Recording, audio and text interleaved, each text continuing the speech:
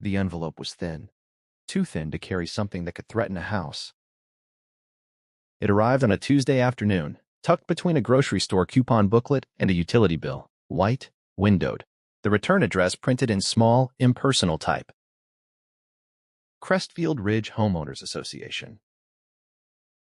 I almost tossed it on the counter with the rest of the mail. Almost. There's a specific weight to HOA letters. Even before you open them, you can feel it. That quiet reminder that someone, somewhere, believes they have authority over the place you call home.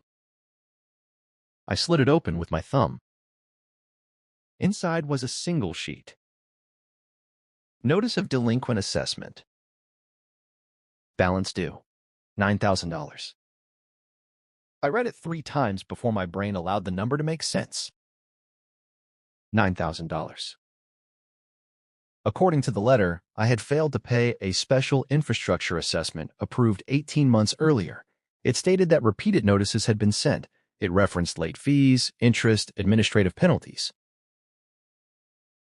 At the bottom, in bold, failure to remit payment within 30 days may result in lien proceedings and further legal action.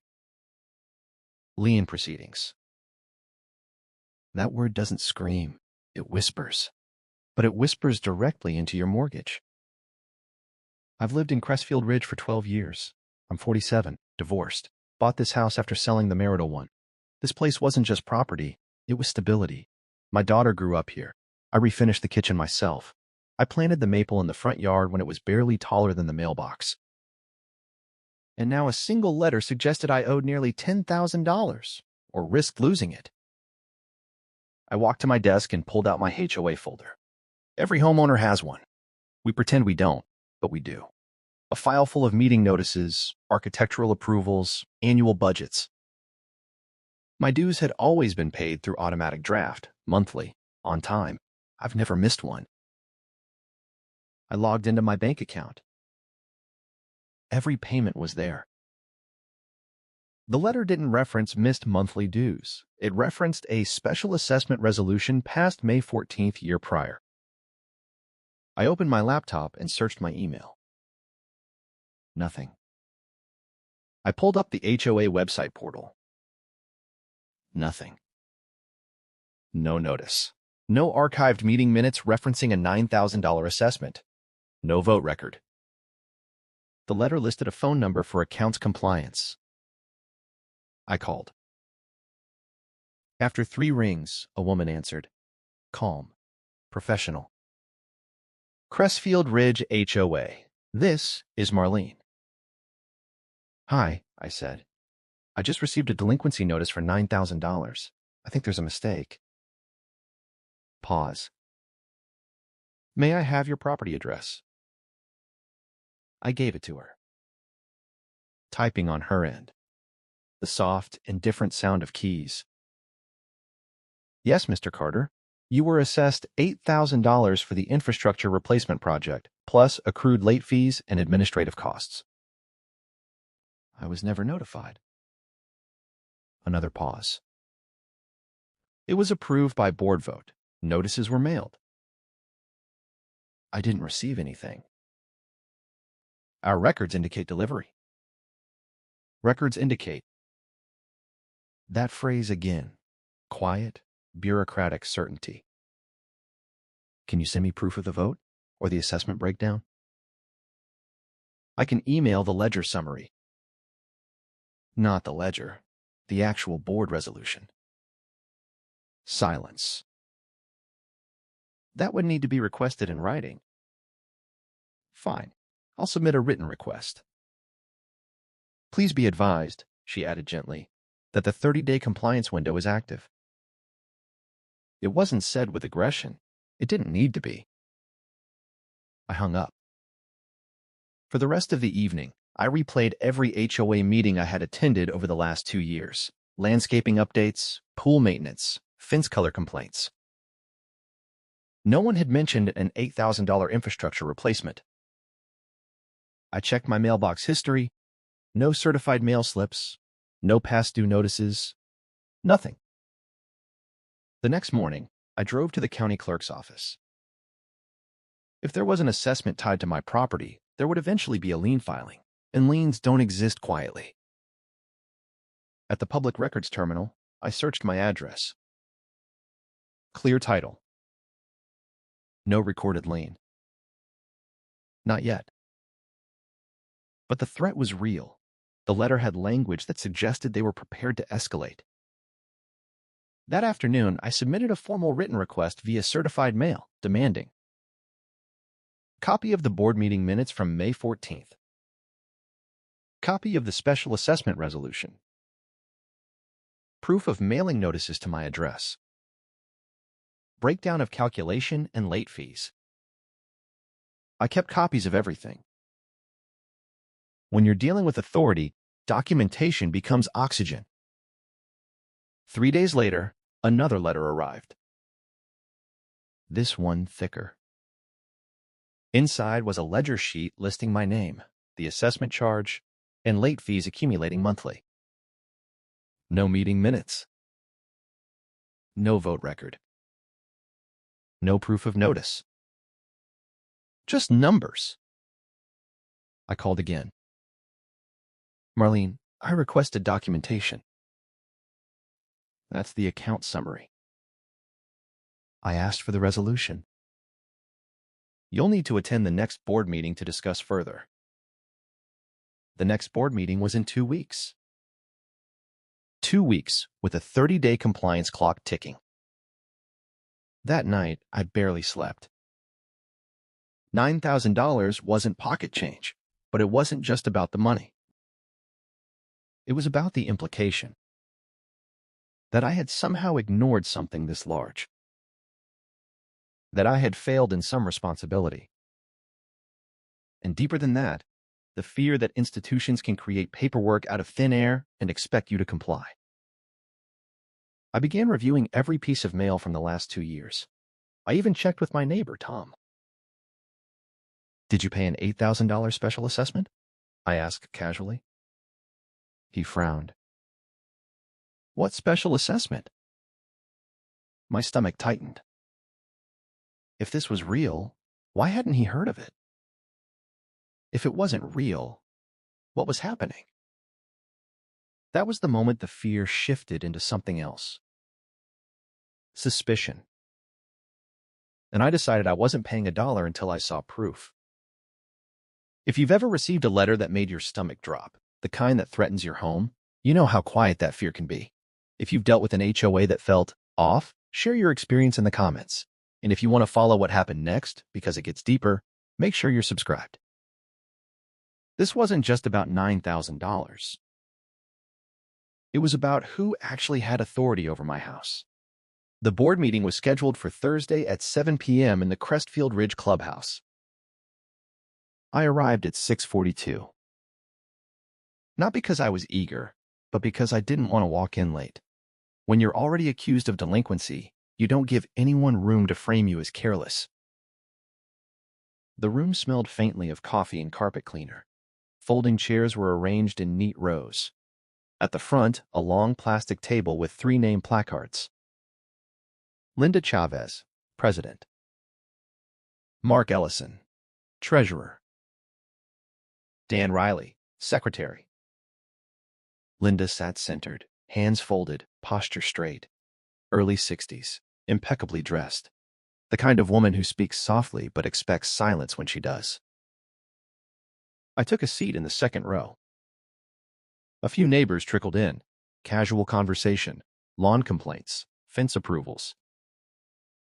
No one looked worried. At 7:03, Linda tapped her pen once. Let's call the meeting to order. The first 20 minutes were ordinary. Budget updates, landscaping bids, a reminder about trash can visibility violations. Then she said it. Next item, delinquent infrastructure assessments. My chest tightened. Mark shuffled papers. We have several properties currently outstanding. Notices have been sent. I raised my hand. Linda looked at me, not surprised, just measured. Yes, Mr. Carter? I received a notice for $9,000, I said evenly.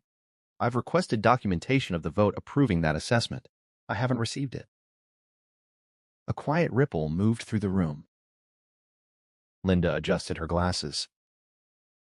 The special assessment was approved May 14th of last year to fund drainage and culvert replacement along the east retention line. I attended meetings last year, I replied. There was no $8,000 vote. Mark leaned toward his microphone. It passed with majority board approval. Board approval? I asked. Or community vote? A brief pause. Our bylaws allow board-approved assessments for infrastructure repairs deemed necessary, Linda said carefully. I had read the bylaws twice in the past 3 days. Section 8.3 required homeowner majority vote for any special assessment exceeding 5% of annual dues. $8,000 exceeded 5% by a long shot. I'd like to see the meeting minutes from May 14th, I said. Dan flipped through a binder slowly. Too slowly. We don't have them printed tonight, he said. You don't have minutes from a meeting that approved an $8,000 assessment? Linda's voice cooled slightly. Mr. Carter, the records exist. Then I'm formally requesting a copy within 10 days, as allowed under state statute. A longer silence this time. Linda gave a small nod. Submit your request in writing. I already did. Certified mail. Mark avoided eye contact. The conversation moved on, but the atmosphere shifted. Subtle. Tightened. After the meeting, 2 neighbors approached me in the parking lot. What assessment? Tom asked again. Another neighbor, Elise, shook her head. We replaced some culverts 2 years ago. It cost maybe $2,000 total. Did you pay $8,000? I asked her. No. That was the moment the imbalance became visible. This wasn't a neighborhood-wide charge. It was selective. The next morning, I drove back to the county clerk's office, not to check for liens this time, but to review subdivision filings. When a homeowners association is formed, its declaration of covenants, conditions, and restrictions, the CC and RS, are recorded publicly. Amendments must also be recorded. If they had modified assessment authority, it would be on file. I pulled the original declaration. Filed 1998. I scanned through amendment history. One amendment in 2009. Nothing in the past 5 years. No recorded amendment expanding board authority. No emergency infrastructure declaration. No funding resolution filed with the county. Which meant one thing. If the board voted internally without homeowner approval, they were exceeding their recorded authority. That afternoon, I drafted another certified letter. This one referenced Section 8.3 of the CC&Rs, State Property Code requiring homeowner vote thresholds. My formal demand for inspection of financial records. Notice that I disputed the debt. I also added one line that changed the tone. If documentation is not provided within statutory time limits, I will seek legal review and file complaint with the County Oversight Division. I wasn't threatening. I was documenting. 3 days later, an email arrived from Marlene. Subject: Assessment Clarification. Attached was a PDF titled Emergency Infrastructure Resolution. Dated May 14th. Signed by Linda, Mark, and Dan. No homeowner signatures. No vote tally. The document cited urgent drainage failure risk. But something caught my eye. The contractor listed for the repair project. Ellison Civil Services. Mark Ellison was the treasurer. I stared at the screen. Same last name. I Googled the company. Owned by Mark Ellison. Registered 2 years prior. The repair cost listed on the resolution, $96,000. Divided across 12 affected properties. 12. Our subdivision had 36 homes. Why 12? Why only properties along the East Retention Line? I pulled up the subdivision plat map at the county office the next morning. The East Retention Line bordered common HOA land, not private lots. Drainage responsibility fell under common area maintenance, not individual homeowners. I printed everything. Plat map. CC and Rs. Resolution. Business registration for Ellison Civil Services. This wasn't cartoon villain territory. It was subtler. Procedural maneuvering. Selective billing. And a board approving payment to its own treasurer's company. I sat in my car for a long time before starting the engine. This wasn't just about my $9,000 anymore. It was about governance. Abuse doesn't always shout. Sometimes it invoices. The next board meeting was in 2 weeks. This time, I wouldn't just be asking for minutes. I would be bringing records. And if you've ever discovered something in paperwork that changed everything, you know that feeling. The quiet moment when fear turns into leverage. In the next part, I'll show you exactly what happened when I laid those documents on the table. If you're following this story, subscribe so you don't miss what happened next. And if you've ever uncovered something questionable in your HOA's finances, tell me below. Because what I learned is something every homeowner should know. I didn't tell anyone what I had found. Not Tom, not Elise. The less noise beforehand, the better. Authority relies on preparation. So does resistance. The next board meeting felt different before it even started. Word travels quietly in subdivisions. People don't gossip loudly. They text. When I walked into the clubhouse, more chairs were filled than usual. Not packed, but noticeably heavier. Linda was already seated at the front table. Mark avoided looking at me. Dan shuffled papers with unnecessary precision. I took a seat in the front row this time. 7:02 p.m. Linda tapped her pen. Call to order. The first agenda items passed quickly. Budget review. Pool filter replacement. Fence variance request. Then she said it. Delinquent infrastructure assessments. I stood before she could continue. I'd like to speak. Her jaw tightened almost imperceptibly. Go ahead, Mr. Carter.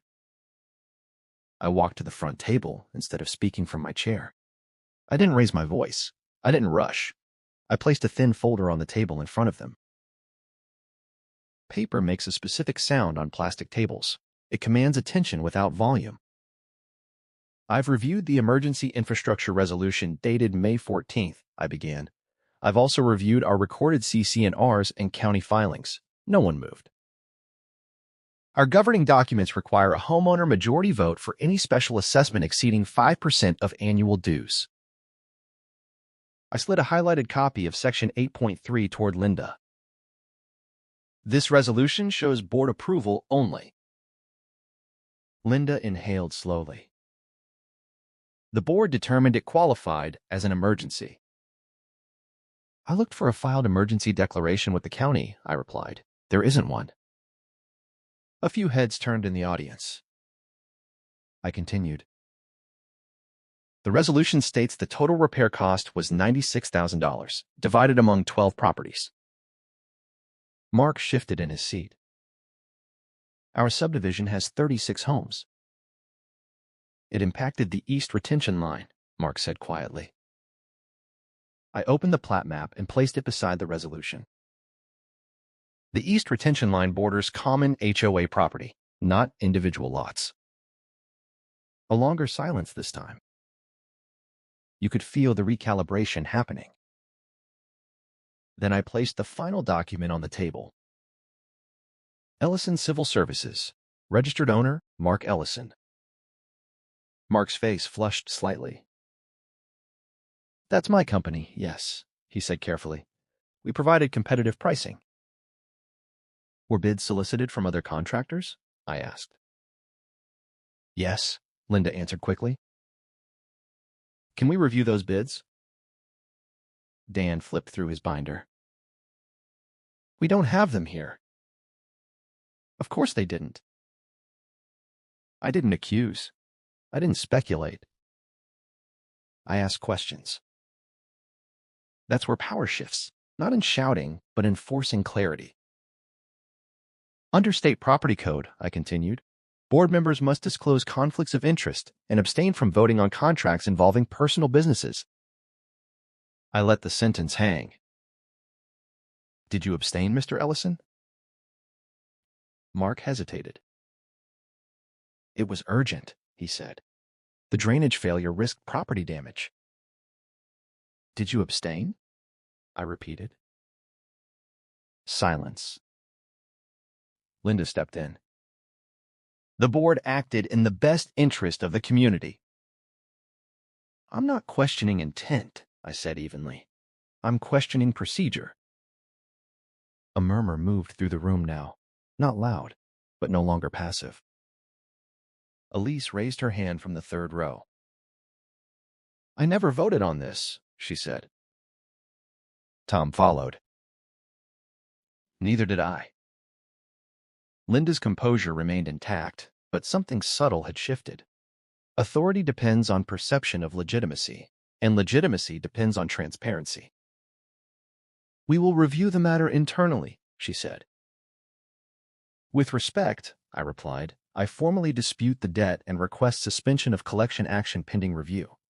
Additionally, I'm requesting a full accounting of the project, competitive bids, and documentation of conflict of interest disclosure. I wasn't threatening lawsuits. I was invoking process. There's a difference. Mark finally spoke again. The culverts were failing. Then the expense belongs to the association's reserve fund, I said, not selectively billed homeowners. The word selectively landed. Because that was the quietest red flag of all. Why 12 homes? Why only those who bordered common land? Why not distribute cost equally, if valid? Linda leaned forward slightly. Mr. Carter, are you suggesting misconduct? I met her eyes. I'm suggesting clarification. That answer mattered. In disputes like this, escalation kills credibility. Precision builds it. Linda looked out at the room. We will postpone further action on delinquent accounts until documentation is reviewed. There it was. Not an apology, but a pause. And pauses are where power rebalances. The meeting adjourned shortly after. In the parking lot, no one rushed to their cars. Small clusters formed under streetlights. Tom approached me first. Did he really hire his own company? Looks that way, I said. Elise crossed her arms. My property wasn't even near that line. Why would we be excluded? Exactly. Selective billing can look efficient on paper, but it fractures trust in real life. 2 days later, I received an email from the HOA attorney. Short. Formal. Collection activity is temporarily suspended pending board review. Temporarily. But the tone had changed. The next week, a notice was posted on the HOA portal. Special board review session, financial transparency. They weren't using the word investigation. They didn't need to. Pressure had moved from me to them. I wasn't fighting to prove I didn't owe $9,000 anymore. They were now defending how they created it.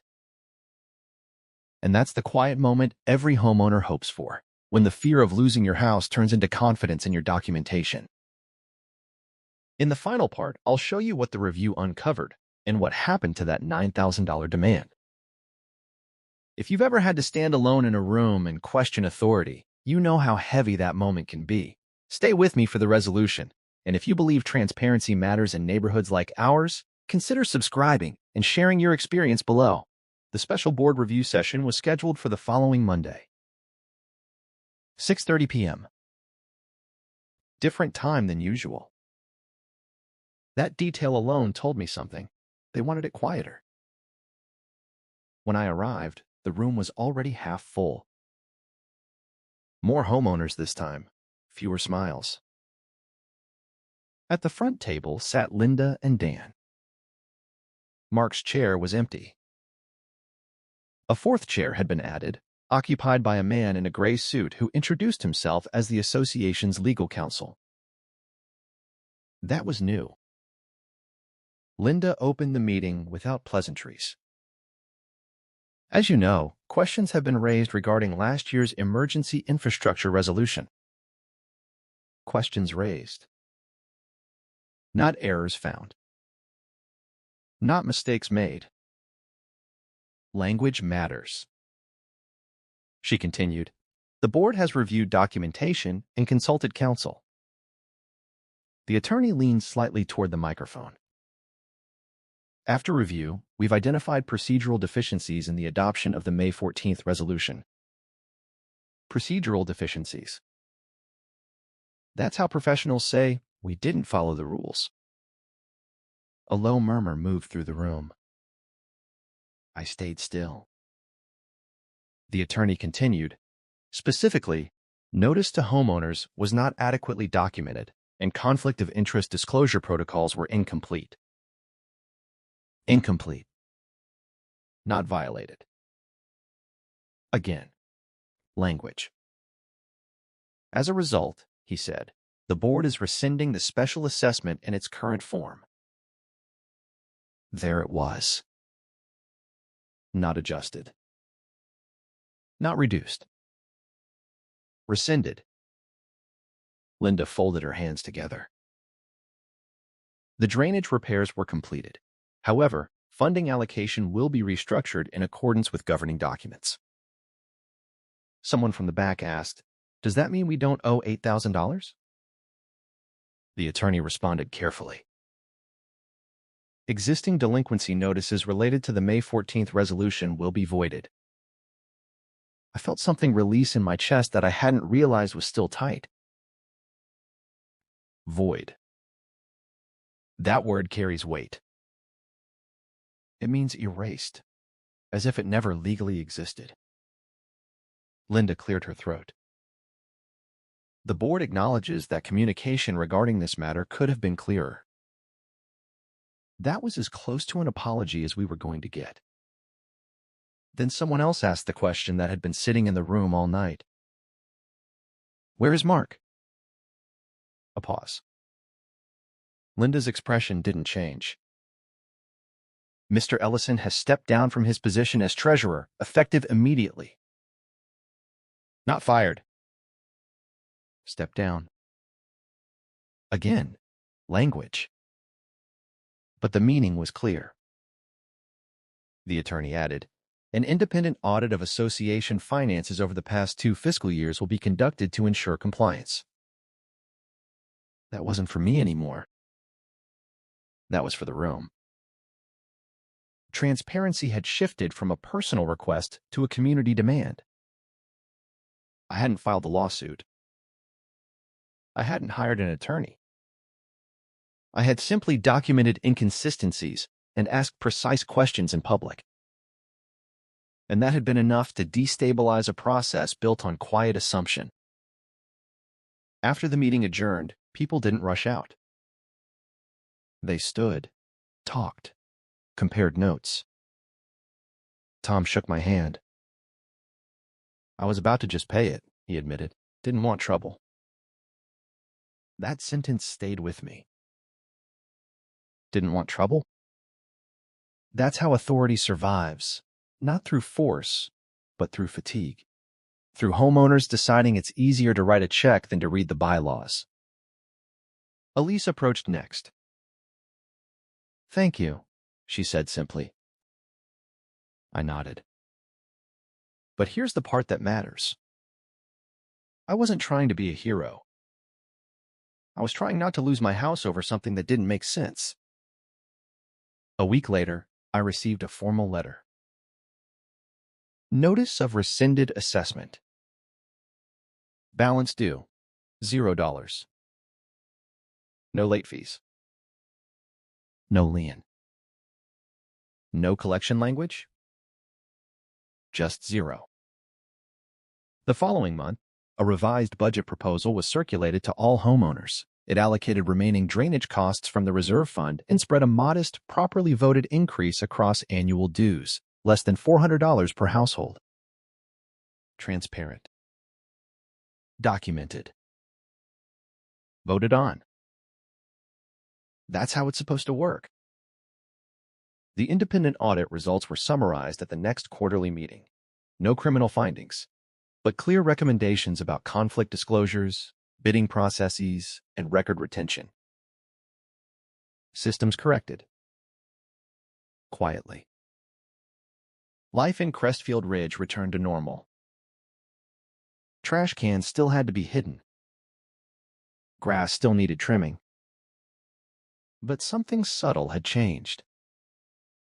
People asked more questions. Attendance at meetings doubled. And I realized something important. Most HOA conflicts aren't dramatic showdowns. They're paperwork. They're silence. They're small assumptions that no one will challenge a line item large enough to hurt, but small enough to seem inevitable. $9,000 isn't catastrophic in legal terms. But for a single homeowner, it can feel like the beginning of foreclosure. That fear is real. And it's powerful. But documentation is more powerful. If there's one lesson here, it's this. Read your governing documents. Keep copies. Ask for minutes. Understand voting thresholds. Authority isn't automatic. It's procedural. And procedures leave paper trails. The maple tree in my front yard is taller now. Its roots are deep, stable. That house is still mine. Not because someone allowed it, but because I insisted on clarity. If you've ever received a notice that didn't sit right with you, don't ignore that instinct. Quietly verify, calmly document, and don't assume a printed letter is automatically correct. If this story resonated with you, subscribe so you don't miss the next one. And if you faced an HOA situation that felt unfair or confusing, share it below. The more we talk about these experiences, the harder it becomes for quiet mistakes to go unchallenged. Because sometimes the difference between owing $9 store and owing nothing is simply asking to see the record.